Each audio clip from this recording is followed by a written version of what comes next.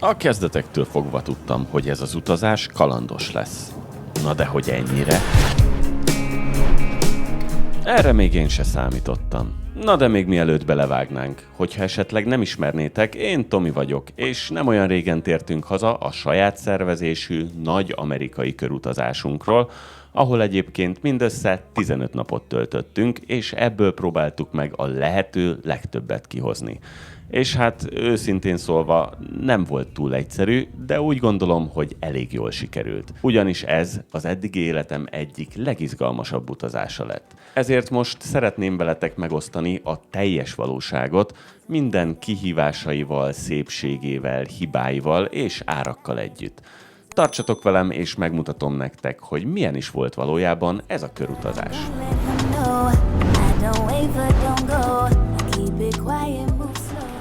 Úgyhogy vágjunk is bele. Az első dolog nem más, mint a repjegy.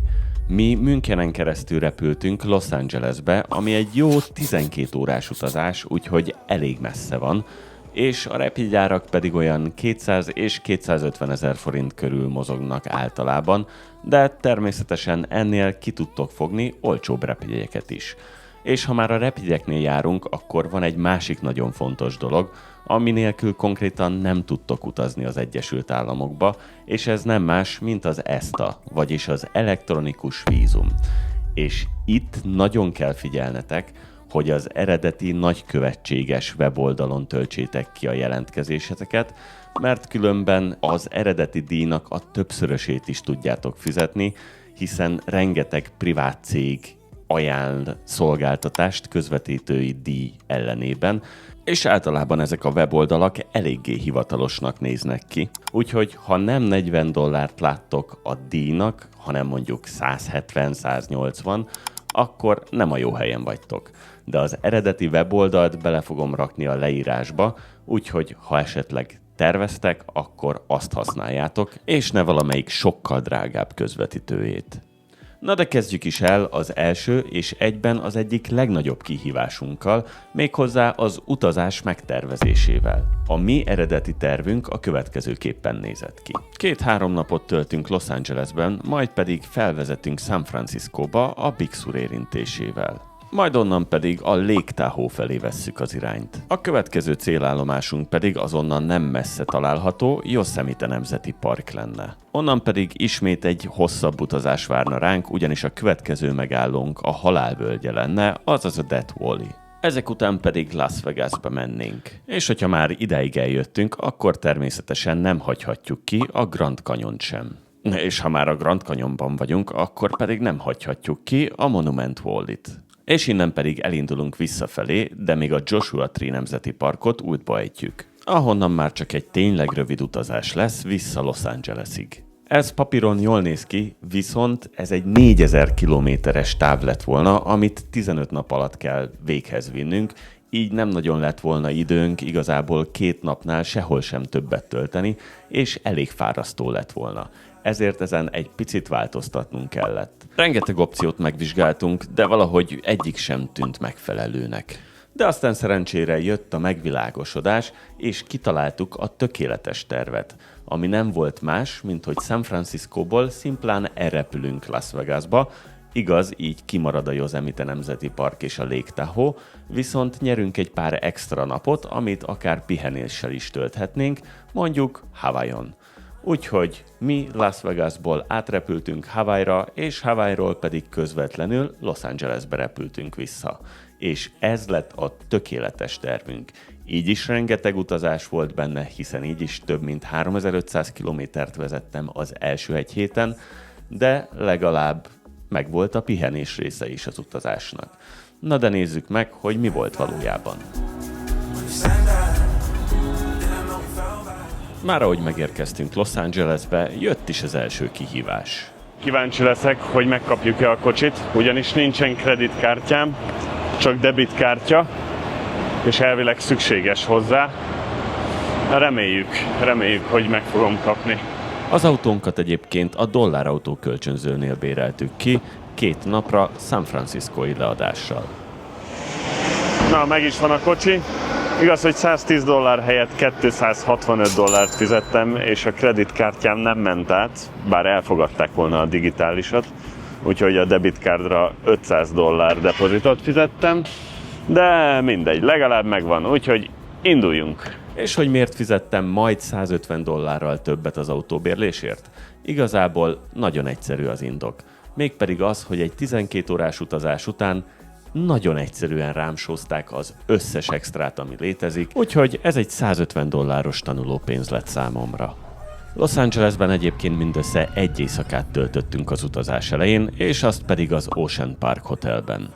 A szállás maga egyébként nem volt rossz, hiszen a Venice Beach elég közel volt hozzá. Viszont 44 000 forintot fizettünk egy éjszakára úgy, hogy még csak saját fürdőszobánk sem volt. De sok időt amúgy sem töltöttünk a szálláson. Konkrétan megérkezés után el is indultunk, hogy még megnézzük a naplementét a Santa Monica Piernél.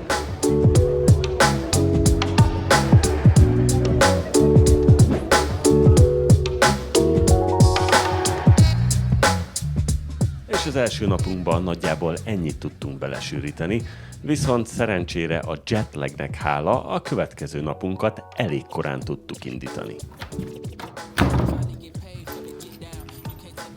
Hajnali 3 óta ébren vagyunk, most reggel 5 van, de legalább el tudjuk kezdeni a napot, úgyhogy megyünk megnézzük a napfelkeltét a Hollywood Hillről.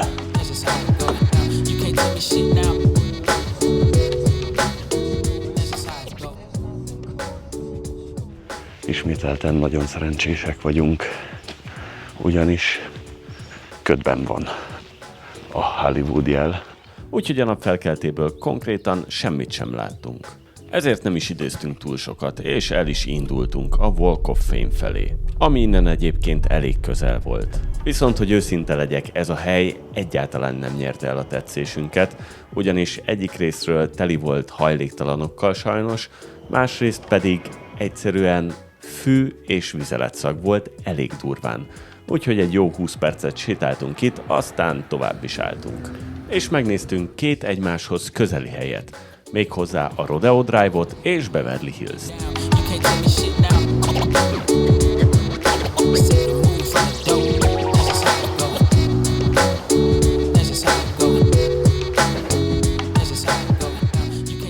Ezek után pedig még útba ejtettünk egy közeli helyet, ami nem volt más, mint a modern családból a Dunphy ház. Aztán amikor azzal is megvoltunk, utána pedig elindultunk a Venice Beach felé.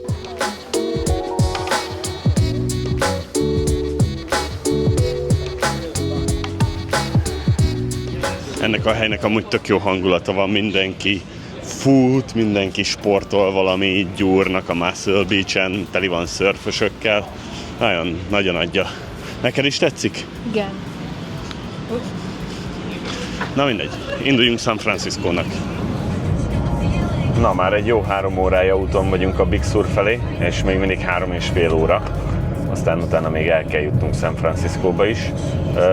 Az egyes autópálya, ami a tengerpart mentén megy, az egyébként valahol le van zárva, ugyanis ráomlott valami földcsúszamlásnál az útra valami. Ezért az amúgy 6 órás utazásból egy több mint 8 órás utazás lett.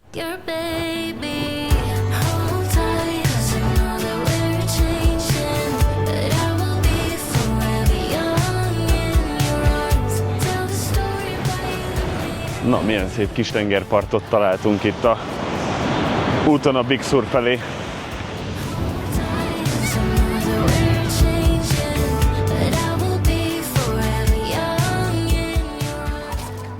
És aztán végre megérkeztünk. Hát ez brutálul néz ki. Nem tudom, hogy ti hogy vagytok vele, de szerintem az a 2-3 órás kitérő bőven megérte ezért a látványért cserébe.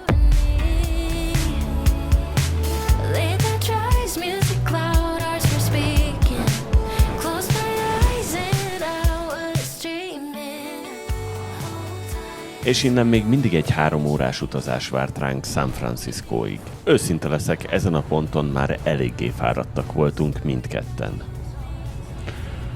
Na, egy jó 10 óra után meg is érkeztünk San Franciscóba, és egy egész jó szállást találtunk, mindössze $93. Ez a szállás egyébként a Belmonti Motel 6 volt, és 2 dolgot szeretnék vele kapcsolatban megjegyezni.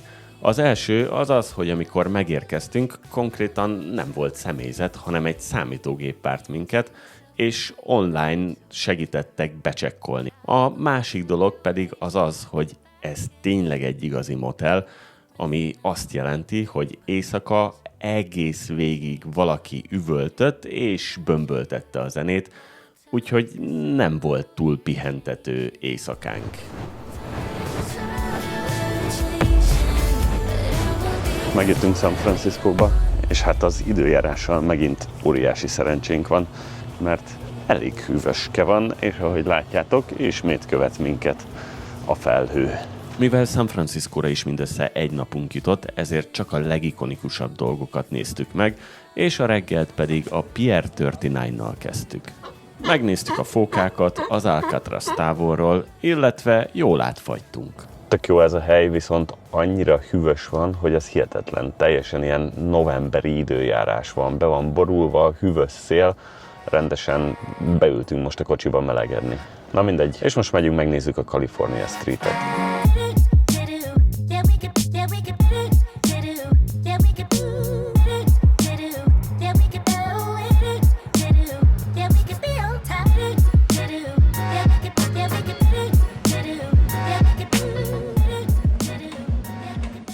Innen pedig a Golden Gate hidat vettük irányba, amiből sajnos nem túl sokat láttunk a köd miatt, de még így is jó volt ott lenni.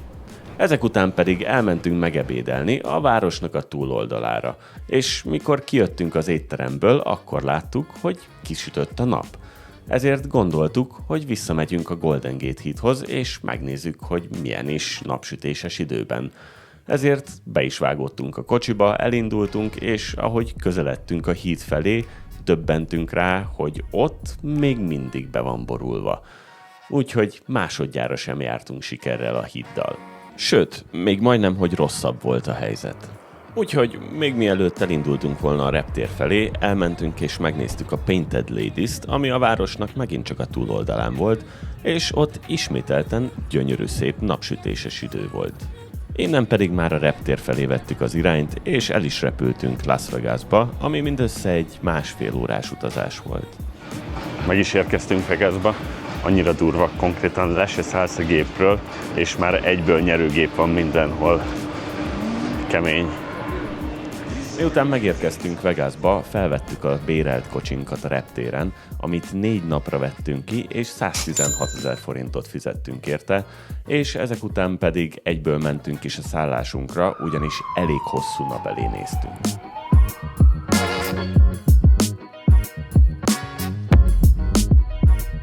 Na és ez volt az első szállásunk itt Las Vegasban, mindössze kb. $50. Szép nagy, igazi motel. Na, és indulunk is a Grand Canyon felé. Az erre a napra vonatkozó tervünk, hogy őszinte legyek, elég sűrűre sikeredett, ugyanis a következőképpen képzeltük el. Korán reggel megébredünk, és elindulunk a Grand Canyon felé Las Vegasból, ami egy jó 4,5 órás utazás, majd megnézzük a Grand Canyont, és utána pedig elindulunk a Monument Valley felé, ami megint csak majdnem egy 4 órás utazás, de közben még beleiktatjuk a Horseshoe Bendet is, úgyhogy ismételten egy olyan nap elé néztünk, ahol az időnk legnagyobb részét kocsiban fogjuk tölteni. De gondoltuk, hogy majd Vegasból elindulva valahol a Grand Canyon felé megállunk egy jó reggelire, egy ilyen igazi tipikus amerikai dinerben, de azt nem gondoltuk, hogy egy 2 órát kell majd vezetnünk, mire megtaláljuk az első ilyet Kingmanben. Ez az étterem egyébként konkrétan a 66-os úton volt. És elég jó hangulata is volt a helynek, pont ilyet kerestünk. Úgyhogy tényleg jó élmény volt. Na, ez a reggeli, ez nagyon jó volt, és mindössze $36 került kettőnknek, úgyhogy elég jó ár volt. Még körbenéztünk Kingmanben, aztán folytattuk is az utazásunkat a Grand Canyon felé. És aztán végre meg is érkeztünk a Grand Canyonhoz, ahova a belépő egyébként $35 volt, azaz nagyjából olyan 12 000 forint. És egy jó 2,5-3 órát tölthettünk a park területén, egyrészt az időhiány miatt, és másrészt pedig azért, mert a túloldalon éppen valami óriási tűz volt, ezért az egész kanyon felett füst volt. Úgyhogy a kilátásunk megint csak nem volt tökéletes, de még így is óriási élmény volt.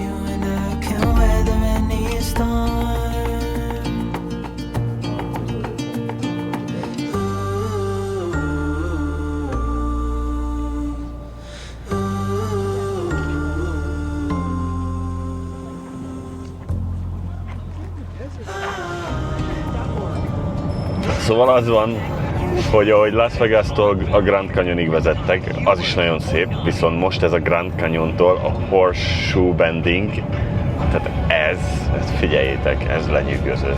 Ez a sok utazás elég fárasztó tud lenni, viszont a látvány rengetegszer kárpótol minket, ugyanis tényleg egy élmény vezetni. Innen pedig folytattuk az utazásunkat a Horseshoe Bend felé, ahova egyébként a belépő megint csak fejenként $10 volt, viszont az a kilátás, ami ott várt ránk, őszinte leszek, talán ez volt az egyik legszebb dolog, amit láttunk, tényleg egyszerűen lélegzetelállító volt.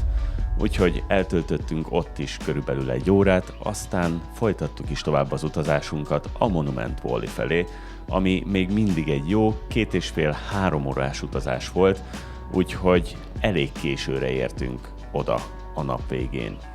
Még a vacsoránkat is a kocsiban útközben fogyasztottuk el. És ebbe a napunkba ennyi fért bele. Viszont az 5. napunkat legalább már a Monument Valley-n indítottuk. Felkeltünk, hogy megnézzük a napfelkeltét itt a Monument Valley-n. Ezt nézzétek meg, mennyire durva.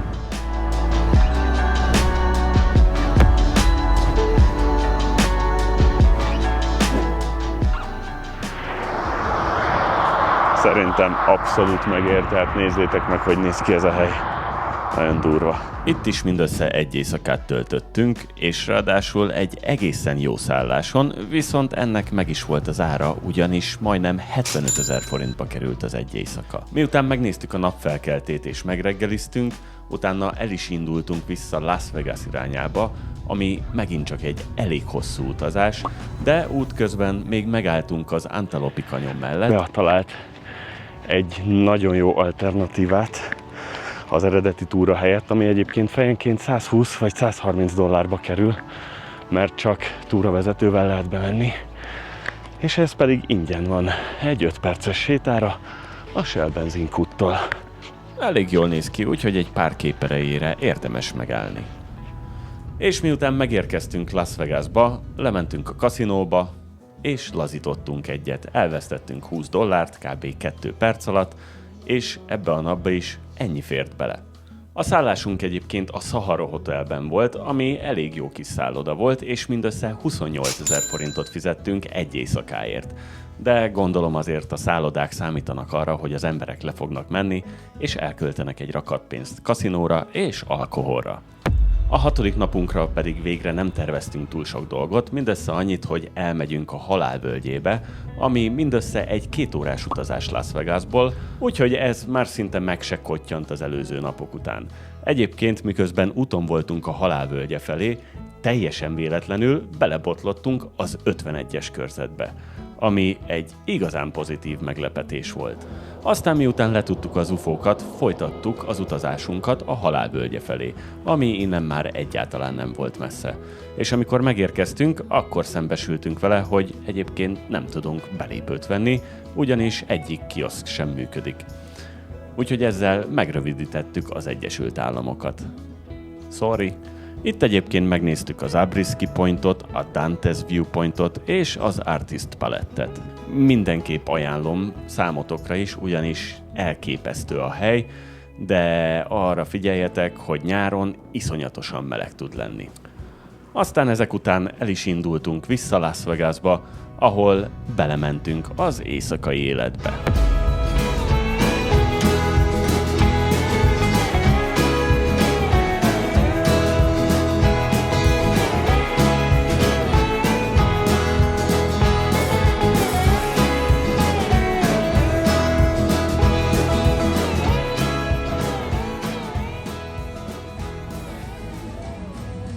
És még egy tetoválást is csináltattunk $10.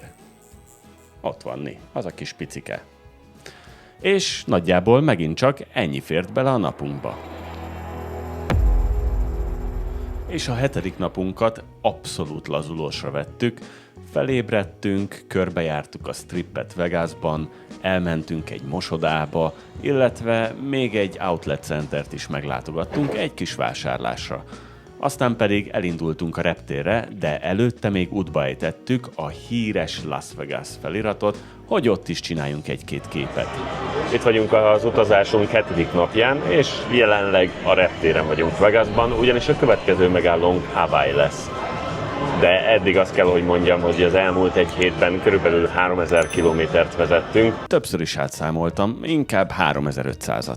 És elég feszített volt a tempó, de még így is rettenetesen megérte, hiszen annyi gyönyörű helyet láttunk, hogy egyszerűen csodálatos volt. Még maga a vezetés is egy óriási élmény volt. Úgyhogy most jön az utazásunknak a második fele, ami sokkal kevésbé lesz feszített, és kicsit nyugisabb lesz. Hawaiion egyébként 7 napot töltöttünk, de erre most ebben a videóban nem fogok kitérni, úgyhogy ha esetleg érdekel titeket a Hawaii utazás, vagy bármelyik hely külön, akkor mindegyik helyről van egy bővebb videóm, ahol jobban bemutatom a helyeket. Na de most folytassuk tovább Los Angelesből a 14. nappal.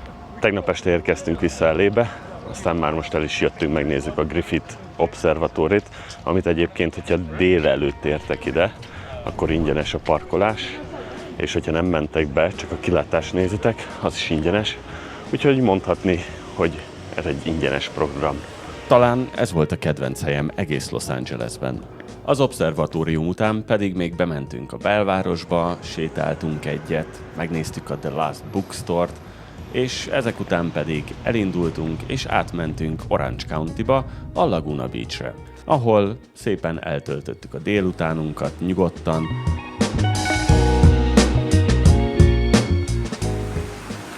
Ez a víz nagyon hideg. És a 14. napunkba nagyjából ennyi fért bele.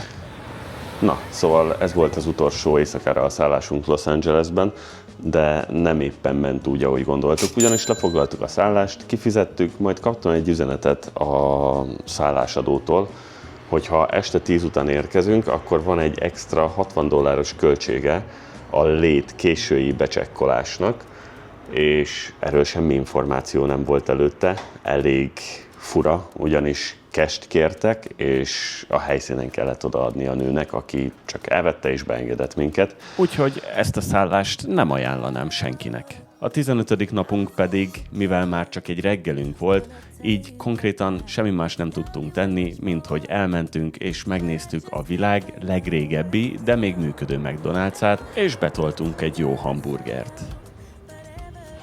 Na, és már itt is vagyunk a Los Angeles-i reptéren, úgyhogy ez azt jelenti, hogy elérkeztünk az utazásunk végéhez, de szerintem extrán kimaxoltuk ezt a 2 hetet, megnéztünk mindent, amit akartunk, sőt még többet is, úgyhogy boldogak vagyunk. És közben el is érkeztünk a videón végéhez, úgyhogy amennyiben hasznosnak találtátok, vagy jól szórakoztatok, akkor kérlek dobjatok egy lájkot, és természetesen iratkozzatok fel a csatornámra, hiszen folyamatosan jelentkezek új tartalmakkal, és nagyon sok jó desztinációval jövök 2026-ban is, úgyhogy érdemes velem tartanotok.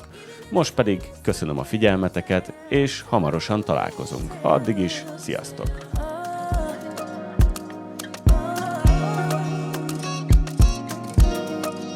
Guess I blame it on my past.